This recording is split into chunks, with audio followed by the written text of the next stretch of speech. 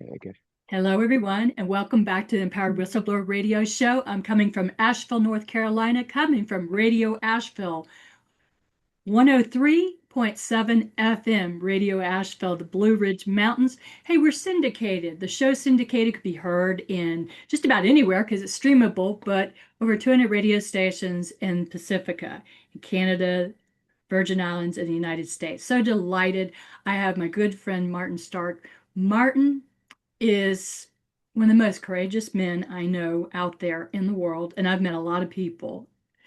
He wrote a book, we're going to talk about it, and it's all about courage. And that's what my theme is about. The Empowered Whistleblower is about giving tips and strategies from my guest experts, in this case, Martin Stark, all the way from Australia. He's 14 hours ahead of me.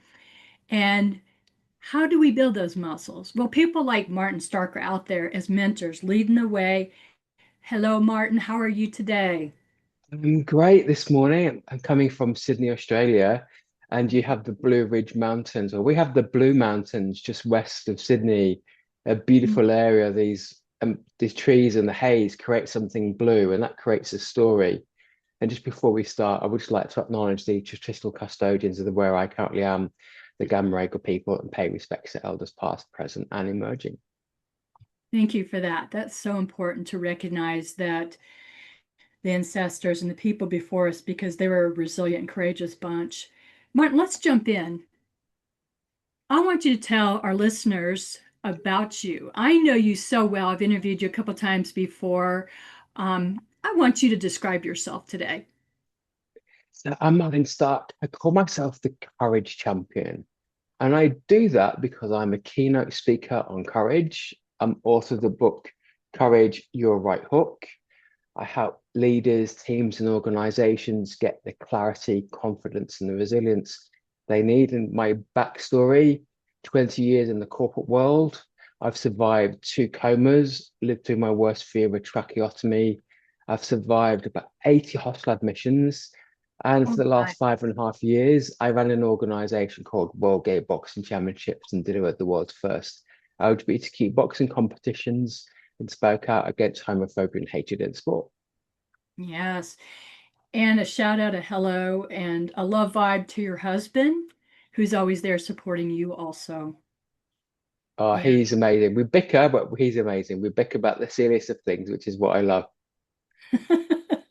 And I got to meet him once on Zoom. Yeah. So, Martin, why is your book so important now? I mean, I know so much about you, what you've been through. I mean, you've been harassed and bullied because of being identified as LGBTQIA.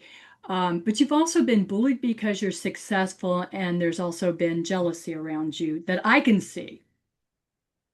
I think, first of all, why it's important because I think many people have experiences of bullying, whether it's in the workplace, whether it's at school, whether it's social events they go to, or because of who they are. What I'm not is a victim because you are the victim of the time, but when things pass, accepting what happened and have the courage to get back to your essence, your purpose, your passion. That's what takes the power away from bullies. And it's one of the reasons why I wrote my book, Courage Your Right Hook. And it's part memoir and it's part self-help book. And I explore 6 different pillars of courage and how you can make it a habit. Because courage is the essence of taking you on that journey from A to B. But C is you through C, through seeing how you can get there, seeing the changes you want to make, seeing how you can tap into previous experiences. And the classic example is when you go to a job interview, the question that will start, tell me a time when. That tell me a time when is that situation, task, action, result, where you have to convey a time when you overcame a problem, describe the problem, and how you work through that to overcome the problem. And that's really the essence of courage, is building on the past and how you focus on the future. Martin, you brought up something that really touched me. You talked about not being a victim, but maybe a victim at the time of an incident or trauma, for example. Why did you choose to write books and help people? I mean, you could have been a victim. Why did you choose the route you chose? I always wanted to write a book, and I used to say people when the timing was right. And part of that was delaying, but I also, yeah, when I would be ready, I would write the book. And I started writing it in July 2024 after I'd come back home from Chicago, delivering the second World Game Boxing Championships, where I also got to throw the ceremonial opening pitch for the Chicago Cubs. Yes, you Talk did. about an amazing opportunity. So then the timing felt right. And the book was going to be a memoir, but it morphed into something else. So the timing for me was right. And it was also the point where I was owning my story while I was sharing examples of where I've been bullied, homophobia, dealing with depression, surviving comas, going through a tracheotomy, all of those examples of things which are relatable. Mhm. And that's the point of courage and storytelling and being a brave leader is being the role model, but making things relatable. Because when it's relatable, people then can apply your wisdom and find their own way through something and not being the victim. What if I'd stayed being the victim, the book would not have been written. I wouldn't have done a quarter of the things I've done over the last 5 or 6 years. And I think And you've that's the accomplished so issue. much. Yeah. To jump in there, you have accomplished so much. Every time I turn around, you're making national news, Martin. It's interesting because as a month ago, I was writing an op-ed in one of the world's most influential LGBTQ plus magazines, Attitude magazine. On the front cover of Attitude magazine was Prince William in, I think it was 2016, which is probably the royal family's first ever interview, never mind front cover of within the LGBTQ plus press. So Mhm. being able to write for a magazine that's had Elton John, some of the biggest people in the entertainment and sporting world, so sharing my story, but also my message in there took courage. But that was one of my highlights for 2025 is being able to just to take my message and calling out Andrew Tate, calling out homophobia in boxing was one of the most courageous things I've done for a while, but it was definitely worthwhile. Yeah. And we had a talk before we started this interview, and you were telling me how you've outed some companies and organizations that claim to be LGBTQI friendly, but you don't deem them to be very friendly. Is that correct? So so I'm not going to name the companies, but what I will say is in the last year, there's been a lot of pushback against DEI. Now, here in Australia, we have Pride and Diversity. In America, there's the Human Rights Campaign, which has the Corporate Equality Index. So you've had thousands of companies honor their commitments and still support the LGBTQ plus community. And for me, talk about courage in this current climate, they're not stopping what they're promising, they're continuing. Mhm. Now, my issue is when companies claim one thing and do the opposite. Mhm. Now, I'm currently writing an article hoping that it gets published, and that there are two organizations. One in 2021 terminated a partnership with a rapper because the rapper made homophobic comments. Hmm. However, in August this year, this same company, it's a clothing company, then sponsored an organization and promoted an organization where many of the fighters have repeatedly made homophobic comments and continue to make homophobic comments. So, and that same clothing company has claimed allyship, they've sold pride ranges. So you see the disconnect that at one point you were saying homophobic comments are unacceptable, terminating a partnership, to entering a partnership with an organization where some of the fighters repeatedly make homophobic comments, hateful comments. For me, that's the disconnect.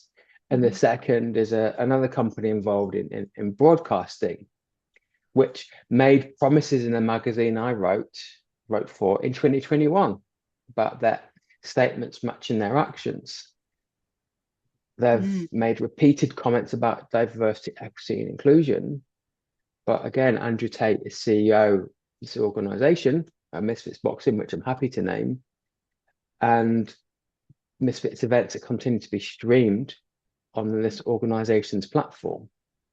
So how can you make comments about allyship, about diversity, equity, and inclusion, yet when it comes down to the events being streamed on your platform, and again, there have been significant homophobic and hateful anti-LGBTQ plus comments, they don't align. So that's what I wrote in the article to a certain extent, because there's more to be said. And that's the difference. And there are many, there are banks, some of the big four accounting firms, fashion companies, travel companies, FMCG, supermarkets, just continuing to be supporting the community. And when you talk about courage, when you talk about integrity, when you talk around respect, which are what I see as the three values of boxing, when you see those values in action, day in, day out, year in, year out, that's where you see how there's resilience, there's courage. And that's what I love seeing. And that's why I decided to write my article last month and write the op-ed, which I'm loving to get published this month. Yes. And listeners, I also have Martin's book. He's going to tell you more about his book and where to find it, where you can purchase it. Martin, I am curious because you both of us, you and I are really into DEI. We believe in human beings. We believe in equality. We believe in empowering people. Right now, our DEI in America is really being shut down. And I'll just leave it at that because everybody knows what's going on. How do you feel about that? What should people do if they want to get more people to encourage DEI initiatives and such? I think, first of all, it comes back to storytelling and authenticity. I think I've given examples of companies who haven't fulfilled their promises. It was part of a marketing ploy. It was just to get more customers. Mm-hmm. So what does DEI mean to you? And then let's take that one step further. For me, this is around community. This is around fairness. This isn't about enabling access and opportunities, removing barriers, removing discrimination. Now, understanding the current landscape and how companies can't do things or publicly say things they were maybe doing a few years ago, but what are they doing on the ground? Are they still supporting communities? Are they still enabling access to opportunities? Are they still running programs to areas of the community that historically have not had access to particular opportunities or business areas? So if they're still doing that, for me, there's a level of authenticity, because sometimes it's the words. People get so focused on the words, but what happens to the actions? And that's the difference.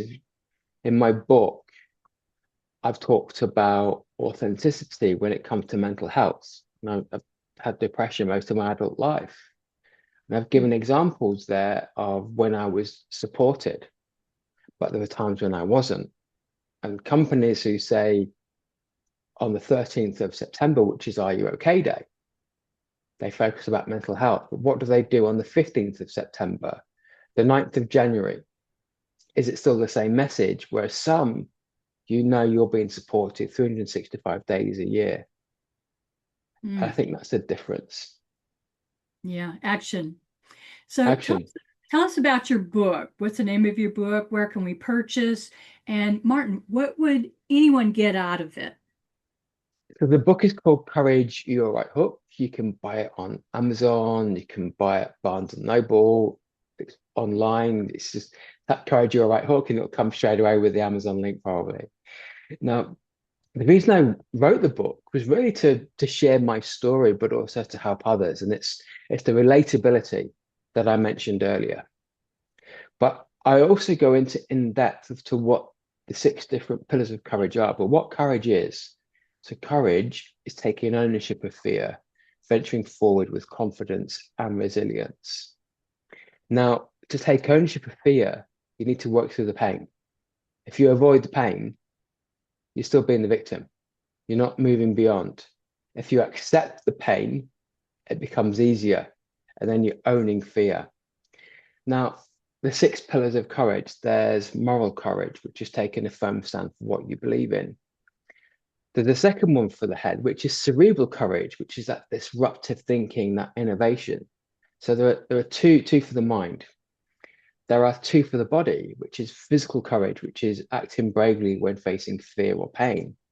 But there's also steadfast courage, which is being resolute, focused, and purposeful.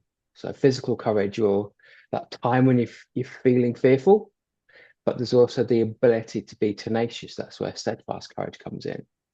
And there are two for the heart.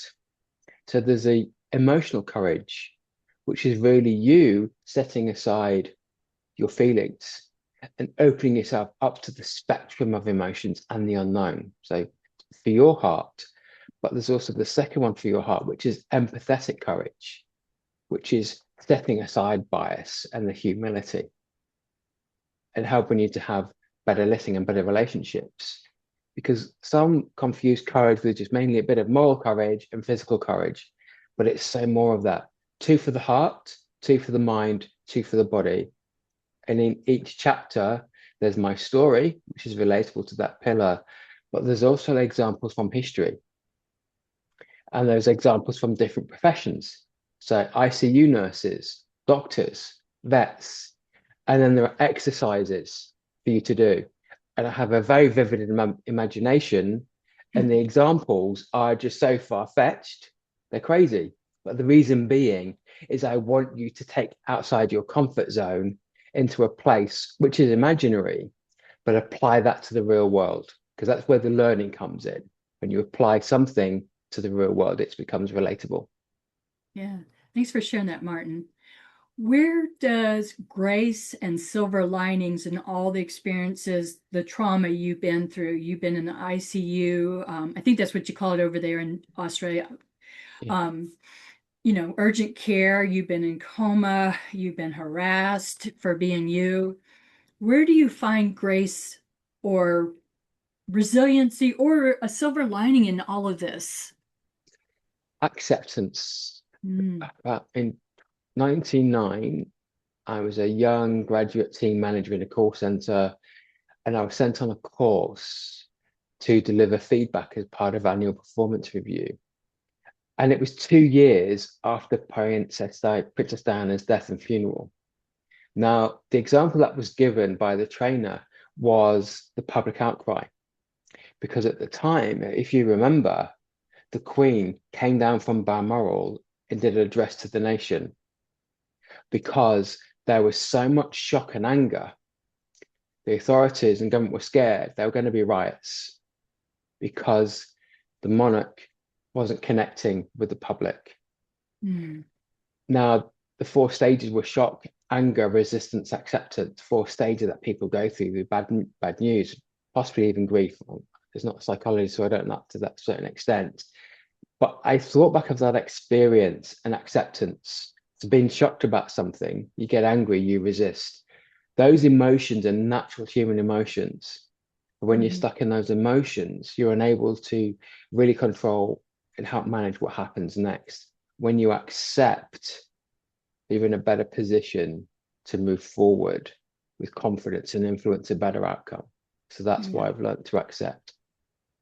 Appreciate that vulnerability and transparency. I know sometimes my mentor will call it sitting with pain. It's just basically, as you're saying in your own words, Martin, is, you're going through a hard time and you're accepting it and you're not playing the victim. And it's not going to last forever. I mean, there's always an ending. In the next few years, what kind of goals do you have or mission that you have? Because you're always out there helping other people, empowering other people, educating people. I know I took one of your courses online on LinkedIn. What are some of the things that you're going to be doing in the next few years?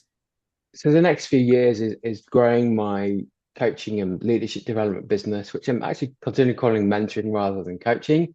So I help people through a program I developed based around my book, which is called the Courage Accelerator. And that helps you go from where you're currently at, because that's always the best place to help people where they're currently at. How can you get to a foundation if you don't begin at the start? And I help people through my leadership program and my PACE framework, which is your purpose, action, confidence, and excellence, is how you create courage at your own pace. I'm just about to finish the first draft of my second book, which is a diary of courage. It's a very different book from my first book, and I'll probably post it up sometime next year. Mm. And Drop doing more some keynote hints. speaking. Drop some Yeah. hints about the memoir. So it's basically a diary of courage. So I've written courageous thoughts for most of the year, just what I was thinking on the day. So it's just going to be a diary. And it's sometimes I'm annoyed and I write that in the diary. Sometimes I'm not. So it's literally just recollections of the day. And there's a month missing because I was ill, but literally you get to see what I was feeling and thinking and feeling for a year. How's that going to help other people? I basically want it to be moments and recollections that tap into thoughts and how I was dealing with it, with really a lesson that other people can learn from. Hey, Martin, walk us through your day. You get up extremely early. I think you get up, what, at 4 in the morning? So my husband wakes up around 4 to 4:30, so I'm usually awake around then. Oh, my goodness. So so the first coffee is the day is the one my husband makes. So I tend to be up and around about 6 a.m. Could be checking on LinkedIn messages that I have, connecting with clients, either writing the book or writing articles, going to networking events. And then I try and go to the gym or go for the walk. Sometimes I do both because going to the gym keeps me physically fit, but it also keeps me mentally fit Mm-hmm. because I'm able to relax and not think about the work. Totally understand that. What keeps you so resilient? Now, you shared a little bit of it already. I mean, you talked about the physical, going to the gym and stuff, but let's talk about the mindset. Um, Sometimes some days are hard. How do you get the right mindset that you're going to win? You're going to get through something. I've got a strong backbone. I've always had that strong backbone, and that helps. And I tap into what's happened in the past. So sometimes you might be angry, upset about something.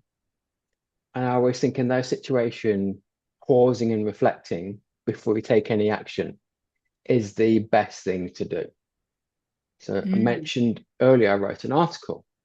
Now, there was obviously a process between pitching the article, writing it, and getting it published. But I was focused on something because I was upset over something. So I turned that into an action, into an outcome. So that's the process. And if I'm annoyed about it, I'll talk to my husband, go for a walk, chat with mates. And then that helps me best deal with something as I move forward rather than reacting to a problem. Gotcha. So you're basically controlling your story instead of your story controlling you, Yeah, is what I'm yeah. hearing. Yeah. For the listeners out there that have issues that are going on in their life, whatever it is, maybe they've been betrayed by a loved one, maybe they're like me. I'm going through a state, I have siblings, and I'm the sole caregiver for my mom who has dementia in a nursing home. And, for people out there that are struggling, they need hope. What would you tell them the first thing, to start helping them and empowering them? So the first thing is your self-care. And I ignored this for far too long, putting work before my own health. So looking after your mental health, your physical health, find a support crew. Could be a counselor, therapist if you're having issues with mental health, dealing with trauma, friends who can be there with you, who are kind of separate from the situation that you're in. That just brings a level of impartiality, but people who are in your corner. But also tap into your own wisdom, tap into what I call the courage bank, those stories of when you've been brave, when you overcame problems. Tap into that, but also what's your purpose? Why is it that you want to achieve something? What's the outcome you want from the problem or challenge you're facing? And how can you work through that in a way that makes you in the best possible place. Working, if it's with family, working with the family dynamic and the relationships, but something that doesn't compromise your values or who you are just to please others. And that brings up the subject of boundaries. How do you use boundaries? I have healthy boundaries. There are times, and when I've been dealing with abuse and bullying online, there are two techniques in boxing which I use, which is walking away from the situation where it's hurting you more. And the second, which is on social media, is a powerful tool which is called blocking. Absolutely. How can somebody harass you? Well, probably now with the tools that they have, but when you start blocking that, there's no way they can contact you. And I guess in the corporate world, walking away from situations, obviously you can't block individuals, but you can kind of try and block the way they impact you, try Mhm. and block the way they influence you, and trying to have that emotional boundary between your work life and your personal life. And often the problem is people bring all their life into work and bring all the work life into their personal life, trying to have that emotional discipline separating one from the other. And if the environment is toxic, find something else. Mm. Powerful. I know sometimes people will hide behind the keyboard and then they write hateful things to people, and I just flat out think it's not only rude, unprofessional, very, very self-absorbing and toxic. But have you dealt with people who've actually approached you and been rude to you on purpose? Have With all the stuff I've been doing the last Yeah. 6.5 years, I've never had one individual of a person coming to me being homophobic, being rude. I'm shocked. I would have thought you would said at least somebody has been rude to you. Now, Mm. I'll tell you what I did at Pride in Los Angeles in 2024 when my cousin was marching. There were a group of Christian, no, I'm not going to call them Christian because they were being hateful. They were bullying that Yeah. in the name of their faith, which I think is actually not representing the beautiful faith of Christianity to people. I walked up to people, they were shouting, and I said, "Why are you bullying us?" And what Mm. I found is the bully didn't like being challenged. The bully didn't like being called a bully. So that was probably the only time. And Mm. that's because And I I wasn't trying decided to to engage in. Yeah, and I wasn't trying to normalize it either, Martin. I just know how rude people can be and Yeah. outspoken. And that's what I was curious about. Well, we're out of time, and gosh, it goes fast. And I do hope you will come back to WPVM FM 103.7 Radio Asheville. If you're just tuned in, I'm Dawn Westmoreland. A recording will be available on YouTube after this airs. We have Martin Stark coming from Sydney, Australia, has a book about courage on Amazon. It I'm is. going to give you the last minute to talk about anything that is on your heart and soul that you think the listeners need to hear. What you said, heart and soul. And one thing I learned early on is changing hearts and minds. Is when you want to achieve something, could be going for the job interview, getting more customers for your business. How do you change hearts and minds?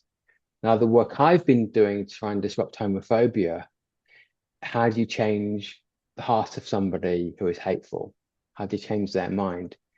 Probably you won't, but changing the hearts and minds of people around them to influence, don't say that. Now, how do you change the hearts and minds of people around you and your expanded community?